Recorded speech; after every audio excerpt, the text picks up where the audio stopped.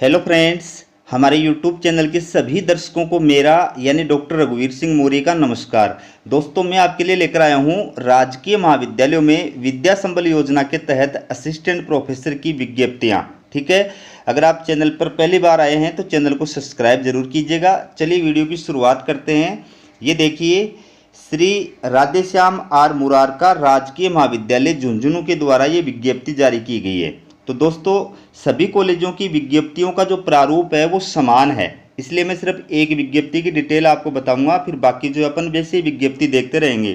ठीक है, तो देखिए, आयुक्तालय कॉलेज शिक्षा के परिपत्र दिनांक 12/8/2023 और वित्त विभाग के परिपत्र दिनांक 7/8/2023 की अनुपालना में राज्य सरकार द्वारा घोषित विद्या संबल योजना के अंतर्गत 24 सप्ताह अथवा 28 फरवरी 2024 जो भी पहले हो, अधिकतम 14 साप्ताहिक घंटे के अनुसार 800 रुपये प्रति कालांश मानदेय के आधार पर गेस्ट फैकल्टी पूर्णतया अस्थायी के रूप में निम्नांकित विषयों में अध्यापन कार्य कराने हेतु दिनांक 25/8/2023 को सायं 4 बजे तक आवेदन पत्र आमंत्रित है। तो इसमें जो बेसिक बातें वो मैं आपको बता देता हूँ। दोस्तों, राजशेष महाविद्यालयों के अंदर विद्या संबल योजना के तहत जो है और गेस्ट फैकल्टी के लिए, असिस्टेंट प्रोफेसर गेस्ट फैकल्टी के लिए ये विज्ञप्ति जो है वो जारी की गई है कॉलेजों के द्वारा। तो इसमें आयुक्तालय ने पहले स्पष्ट कर दिया है कि आपको कब तक रखा जाएगा, या तो 24 सप्ताह पहले होंगे या 28 फरवरी, दोनों में जो भी पहले पूरा होगा आपको पद से हटा दिया जाएगा। आपको इसमें मानदेय जो दिया जाएगा वो प्रति कालांश 800 रुपये के आधार पर दिया जाएगा। एक कालांश के 800 रुपये दिए जाएंगे, लेकिन इसमें शर्त ये है कि आप एक सप्ताह में अधिकतम 14 कालांश ही ले सकते हैं और ये पोस्ट पूरी तरह से अस्थायी है। ठीक है, आवेदन करने की जो डेट है इसमें वो है 25 अगस्त 2023 सायं 4 बजे तक।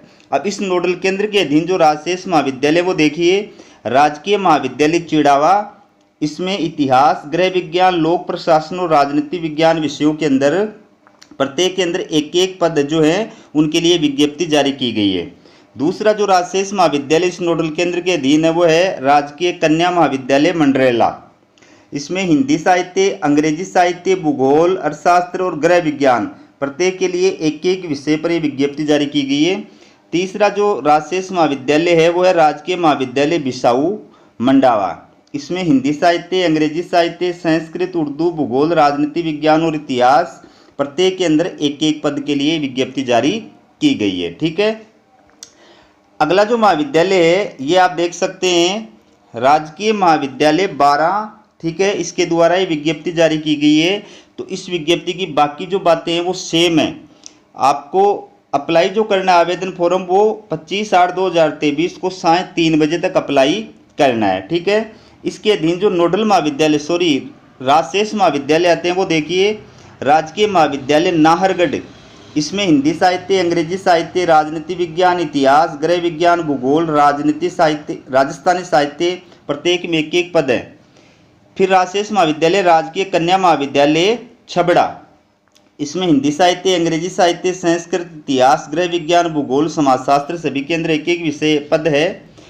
अगला जो राजशेष महाविद्यालय राजकीय महाविद्यालय शिष्यवाली, इसमें हिंदी साहित्य, अंग्रेजी साहित्य, राजनीति विज्ञान, इतिहास, भूगोल, संस्कृत, गृह विज्ञान सभी के अंदर एक एक पद है। फिर है राजकीय कन्या महाविद्यालय शाहबाद किशनगढ़, इसमें भी ये आप देख सकते हैं विषय हिंदी साहित्य, अंग्रेजी साहित्य, राजनीति विज्ञान, इतिहास, भूगोल, समाजशास्त्र, अर्थशास्त्र सब के अंदर एक एक विषय है। ठीक है, अगला जो महाविद्यालय है वो देखिए, स्वर्गीय पंडित नवल किशोर शर्मा राजकीय स्नातकोत्तर महाविद्यालय दौसा के द्वारा ये विज्ञप्ति जारी की गई है और इसमें आवेदन करने की लास्ट डेट है 30 अगस्त 2023। इस नोडल केंद्र के अधीन जो राजशेष महाविद्यालय हैं वो देखिए आप, पहला है राजकीय कन्या महाविद्यालय सेंथल दौसा, इसमें हिंदी साहित्य, अंग्रेजी साहित्य, अर्थशास्त्र, इतिहास, भूगोल और समाजशास्त्र प्रत्येक के लिए एक एक पद हैं। राजकीय कन्या महाविद्यालय भंडारेज सिकराय दौसा, अंग्रेजी साहित्य, अर्थशास्त्र, राजनीति विज्ञान, समाजशास्त्र और इतिहास प्रत्येक के अंदर एक एक पोस्ट है। राजकीय कृषि महाविद्यालय बहरावंडा सिकराय, खेंडला, बुजुर्ग, महुआ और दौसा, ये कृषि महाविद्यालय, इनके अंदर बीएससी कृषि ऑनर्स के सभी विषयों के लिए जो है और आवेदन फॉर्म आमंत्रित किए गए हैं। ठीक है, अगला जो राजशेष महाविद्यालय राजकीय महाविद्यालय दौसा, इसमें एमएससी प्राणी शास्त्र, वनस्पति शास्त्र, गणित और भौतिक शास्त्र के लिए, और राजकीय विधि महाविद्यालय दौसा, इसमें एलएलबी प्रथम वर्ष, ठीक है, इनके लिए आवेदन फॉर्म आमंत्रित किए गए हैं। अगर किसी महाविद्यालय की विज्ञप्ति जो रिवाइज हो जाए, ठीक है, तो वो मानवीय भूल होगी। राजकीय कन्या महाविद्यालय सांबर लेक जिला जयपुर के द्वारा विज्ञप्ति जारी की गई है। इसमें आवेदन की लास्ट डेट है 28 अगस्त, ठीक है। कौन कौन से विषय हैं इसमें? विषय देखिए आप, विषय आपके लिए इसमें राजनीति विज्ञान, इतिहास, भूगोल, हिंदी साहित्य, अंग्रेजी साहित्य, चित्रकला और गृह विज्ञान, प्रत्येक के अंदर एक एक विषय है, ठीक है। अगला जो महाविद्यालय है ये देखिए, राजकीय रामेश्वरी देवी कन्या महाविद्यालय भरतपुर के द्वारा विज्ञप्ति जारी की गई है। आवेदन की लास्ट तारीख है 25/8/2023 सायं 5 बजे। इस नोडल केंद्र के अधीन जो राजकीय महाविद्यालय राजशेष महाविद्यालय है, राजकीय कन्या महाविद्यालय उज्जैन, इसमें संस्कृत, भूगोल, राजनीति विज्ञान, गृह विज्ञान, चित्रकला और अंग्रेजी, प्रत्येक के अंदर एक एक विषय के लिए आवेदन फॉर्म आमंत्रित किए गए हैं। अगला जो महाविद्यालय है वो है पृथ्वीराज चौहान राजकीय महाविद्यालय अजमेर, ठीक है। इसमें आवेदन की लास्ट तारीख है 26/8/2023। विज्ञप्ति की बाकी बातें सब में सेम है। तो इसके अधीन जो राजशेष महाविद्यालय है वो है सम्राट पृथ्वीराज चौहान राजकीय महाविद्यालय अजमेर। इसमें भौतिक शास्त्र, आर्थिक प्रशासन और वित्तीय प्रबंध, राजस्थानी, सिंधी, व्यावसायिक प्रशासन और हिंदी, ठीक है। तो भौतिक शास्त्र में 4 पोस्ट है, आर्थिक प्रशासन और वित्तीय प्रबंध में 3 पोस्ट है, राजस्थानी के अंदर 1 है, सिंधी के अंदर 2 पोस्ट है, व्यावसायिक प्रशासन में 2 पोस्ट है और हिंदी के अंदर 3 पोस्ट है, ठीक है। दूसरा जो राजशेष महाविद्यालय है वो है राजकीय महाविद्यालय विजयनगर। इसमें देखिए हिंदी साहित्य, अंग्रेजी साहित्य, राजनीति विज्ञान, अर्थशास्त्र, भूगोल, संस्कृत और इतिहास, सब के अंदर एक एक पोस्ट है, ठीक है। अब बात करते हैं अगला जो महाविद्यालय है वो देखिए राजकीय स्नातकोत्तर महाविद्यालय मावली के द्वारा ये विज्ञप्ति जारी की गई है। परिपत्र की बाकी बातें सेम है। आवेदन की लास्ट डेट है 29 अगस्त 2023। इसमें कौन कौन से विषयों के लिए आवेदन फॉर्म आमंत्रित किए गए हैं वो देखिए, संस्कृत, गणित, रसायन शास्त्र, वनस्पति शास्त्र, प्राणी शास्त्र और भौतिक शास्त्र, सब के अंदर एक एक पोस्ट है, ठीक है। इसके बाद में दोस्तों अगला जो महाविद्यालय है ये है श्री गोविंद सिंह गुज्जर राजकीय महाविद्यालय नसीराबाद राजस्थान। इसके द्वारा विज्ञप्ति जारी की गई। आवेदन की लास्ट तारीख है 28 अगस्त 2023 सायं 4 बजे तक, ठीक है। इसके अंदर जो राजशेष महाविद्यालय आते हैं वो देखिए राजकीय कन्या महाविद्यालय नसीराबाद। इसमें हिंदी साहित्य, अंग्रेजी साहित्य, संस्कृत, इतिहास, भूगोल, गृह विज्ञान और राजनीति विज्ञान, सबकी एक एक पोस्ट है। राजकीय महाविद्यालय भिनाय, इसमें अंग्रेजी साहित्य, संस्कृत, इतिहास, भूगोल, समाजशास्त्र, राजनीति विज्ञान, सबकी एक एक पोस्ट है। राजकीय महाविद्यालय पिसागन, हिंदी साहित्य, अंग्रेजी साहित्य, समाजशास्त्र, इतिहास, भूगोल, गृह विज्ञान और राजनीति विज्ञान, सबकी एक एक पोस्ट है, ठीक है। इसके बाद दोस्तों अब मैं आपको डिटेल के अंदर जो है एक एक चीज़ समझाता हूँ कि आवेदन फीस क्या है। तो दोस्तों किसी भी कॉलेज के अंदर आवेदन करने की कोई फीस नहीं है, निःशुल्क है, ठीक है। आवेदन की प्रक्रिया, आवेदन कैसे करना है देखिए, आप ये जो नोडल केंद्र जो है इनके द्वारा विज्ञापन जारी किया गया है, इन नोडल केंद्रों की ऑफिशियल वेबसाइट से आपको क्या है आवेदन फॉर्म डाउनलोड करना है। आप चाहें तो आयुक्तालय कॉलेज शिक्षा की ऑफिशियल वेबसाइट से भी फॉर्म डाउनलोड कर सकते हैं। आप चाहें तो हमारा टेलीग्राम चैनल है जीके क्लासेज 1972, उसको सब्सक्राइब कर लीजिए, वहाँ पर भी आपको फॉर्म उपलब्ध हो जाएगा, PDF उपलब्ध हो जाएगी, ठीक है। तो आपको वो आवेदन फॉर्म पूरी तरह से फिलअप करना है, उसकी डिटेल भरनी है और उसके बाद में आपके जो एकेडमिक डॉक्यूमेंट्स हैं, एक्सपीरियंस डॉक्यूमेंट्स है, रिसर्च पेपर है, कास्ट सर्टिफिकेट है, अन्य कोई डॉक्यूमेंट्स हैं, उन सब की सेल्फ अटेस्टेड फोटोकॉपी जो आवेदन फॉर्म के साथ में लगानी है।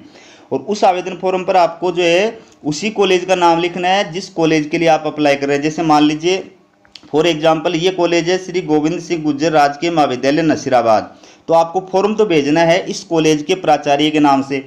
क्या कैसे लिखोगे, एड्रेस क्या लिखोगे, एड्रेस ऐसे लिखोगे कि प्राचार्य गोविंद सिंह गुज्जर राजकीय महाविद्यालय नसीराबाद राजस्थान, ठीक है। लेकिन कॉलेज का जो नाम लिखोगे जिस कॉलेज के लिए आप अप्लाई कर रहे हैं, तो उसमें से जिस भी कॉलेज के लिए अप्लाई कर रहे हैं उसका नाम आपको आवेदन फॉर्म में लिखना है। और अगर आप एक नोडल केंद्र के अधीन आने वाली एक से ज़्यादा कॉलेजों के लिए अप्लाई कर रहे हैं तो आपको अलग अलग आवेदन फॉर्म भेजना होगा, ठीक है। आप चाहें तो आवेदन फॉर्म नोडल केंद्र के अंदर बाई हैंड भी जमा करा सकते हैं और आप चाहे तो बाई पोस्ट भी जमा करा सकते हैं। फॉर्म आपको नोडल केंद्र पर जमा कराना है, न कि उस कॉलेज में जिसके लिए आप अप्लाई कर रहे हैं, ठीक है। इसके बाद में योग्यता, तो देखिए जितने भी ये विज्ञप्तियां जारी की गई हैं उनमें असिस्टेंट प्रोफेसर के लिए आवेदन करने के लिए योग्यता जो है वो क्या है, ये आप देख सकते हैं। सहायक आचार्य यानी असिस्टेंट प्रोफेसर की योग्यता कौन अप्लाई कर सकता है? तो पहली बात तो जिस विषय में आप अप्लाई कर रहे हैं उस विषय के अंदर आपके पास में मास्टर डिग्री यानी पीजी होनी चाहिए, 55% मार्क्स के साथ में उत्तीर्ण होनी चाहिए। SC ST OBC non creamy layer और विकलांग कैटेगरी के जो अभ्यर्थी हैं उनको मैक्सिमम मार्क्स के अंदर 5% की छूट दी जाएगी। अगर वो वैलिड कास्ट सर्टिफिकेट प्रस्तुत करते हैं तो 50% पीजी में होने के वजह से भी वो जो है अप्लाई करने के योग्य हैं, ठीक है। अब इसके साथ और क्या योग्यता होनी चाहिए? विश्वविद्यालय अनुदान आयोग यानी UGC या CSIR के द्वारा जो नेट कंडक्ट कराई जाती है वो नेट क्वालिफाइड आप होने चाहिए। अगर ये नहीं क्वालिफाइड नहीं है तो स्टेट पात्रता परीक्षा जो होती है सेट या स्लेट वो आप क्वालिफाइड होने चाहिए, दोनों में से एक क्वालिफाइड होने चाहिए। अगर दोनों ही क्वालिफाइड नहीं है और आप MPhil या PhD क्वालिफाइड है, MPhil या PhD के बेस पर आप जो अप्लाई करना चाहते हैं तो उसमें आपकी MPhil या PhD वही जो है वैलिड होगी जो UGC रूल्स 2009 या 2016 के अकॉर्डिंग आपने प्राप्त की है, ठीक है।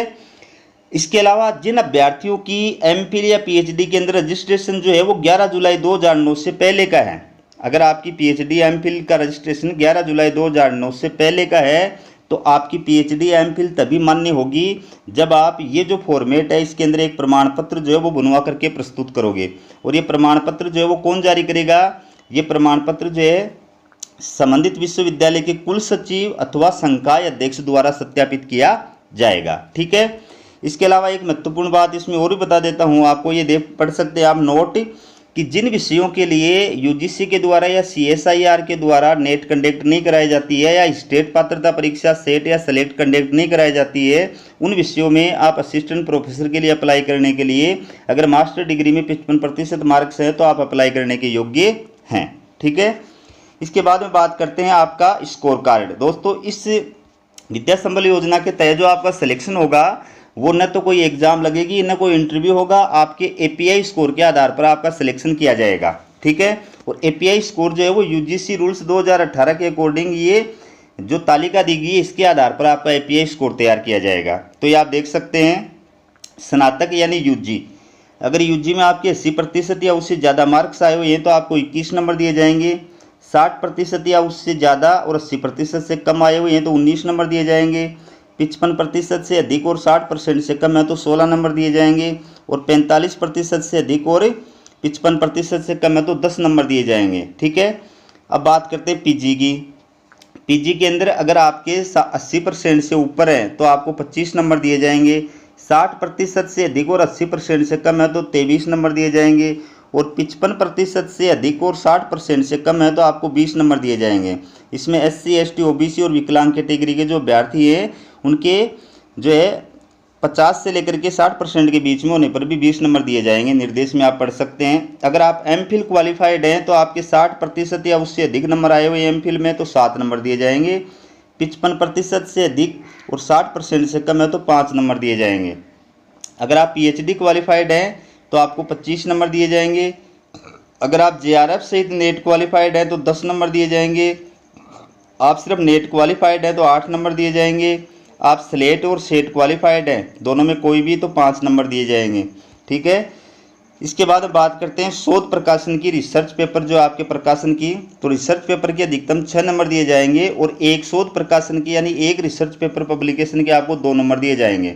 लेकिन शर्त ये है कि आपका जो रिसर्च पेपर है वो UGC लिस्टेड जर्नल के अंदर प्रकाशित किया हुआ होना चाहिए तो ही मान्य होगा, वरना मान्य नहीं होगा। और आप अधिकतम 3 ही रिसर्च पेपर लगा सकते हैं, ठीक है। शैक्षणिक अनुभव की बात करें तो अगर आपको कॉलेज में पढ़ाने का अनुभव हो, चाहे प्राइवेट हो चाहे कैसी भी हो, तो आपको 10 नंबर दिए जाएंगे। 1 साल के एक्सपीरियंस के आपको 2 नंबर दिए जाएंगे। इसका मतलब आप अधिकतम 5 सालों का ही टीचिंग एक्सपीरियंस जो वो लगा सकते हैं। पुरस्कारों की बात करें तो अंतर्राष्ट्रीय और राष्ट्रीय स्तर पर अगर आपको पुरस्कार मिला हुआ है तो 3 नंबर दिए जाएंगे। राज्य स्तर पर पुरस्कार मिला हुआ है तो 2 नंबर दिए जाएंगे, ठीक है। लेकिन इसमें ये ध्यान रखना आपको कि अगर आपने MPhil और PhD दोनों कर रखी है तो आपको 25 नंबर से ज़्यादा नहीं दिए जाएंगे। अगर आप JRF नेट और सेट क्वालिफाइड है तो 10 नंबर से ज़्यादा नहीं दिए जाएंगे। और अवार्ड जो है उसमें 3 नंबर से ज़्यादा नहीं दिए जाएंगे, चाहे आपको किसी भी प्रकार के कितने भी अवार्ड मिले हुए हों, लेकिन 3 नंबर से ज़्यादा नहीं दिए जाएंगे। इस प्रकार से आपका जो स्कोर कार्ड तैयार किया जाएगा वो 100 नंबर का तैयार किया जाएगा, जिसमें शैक्षणिक प्राप्तांक के 84 नंबर होंगे, शोध प्रकाशन के 6 नंबर होंगे, शिक्षण अनुभव के 10 नंबर होंगे। इस 100 नंबर के स्कोर कार्ड के आधार पर आपका जो स्कोर कार्ड तैयार किया जाएगा और उस विषय में जिसमें अप्लाई करने वाले हैं आप, उस विषय में टॉप 3 जो मेरिट वाले अभ्यर्थी होंगे, स्कोर कार्ड वाले अभ्यर्थी होंगे, उनको डॉक्यूमेंट्स वेरिफिकेशन के लिए कॉलेज के द्वारा कॉल किया जाएगा। ठीक है, ईमेल के माध्यम से, SMS के माध्यम से, फ़ोन कॉल के माध्यम से, डाक के माध्यम से वो आपको सूचित करेंगे। आपका डॉक्यूमेंट्स वेरिफिकेशन किया जाएगा और पहला जो API स्कोर का अभ्यर्थी अगर वो डॉक्यूमेंट्स के अंदर सही पाया जाता है तो फिर उसको ज्वाइनिंग प्रदान कर दी जाएगी। जिस समय आपको ज्वाइनिंग प्रदान की जाएगी उससे पहले कॉलेज के द्वारा आपसे एक शपथ पत्र लिया जाएगा, जो 100 रुपये के स्टाम्प पेपर पर आपको बना करके देना पड़ेगा। ठीक है, तो दोस्तों ये थी असिस्टेंट प्रोफेसर विद्या संबल की लेटेस्ट अपडेट जो मैं आपके लिए लेकर आया हूँ। उसी प्रकार की अपडेट पाने के लिए चैनल को सब्सक्राइब जरूर कीजिए। हमारा वीडियो देखने के लिए आप सभी का बहुत बहुत धन्यवाद।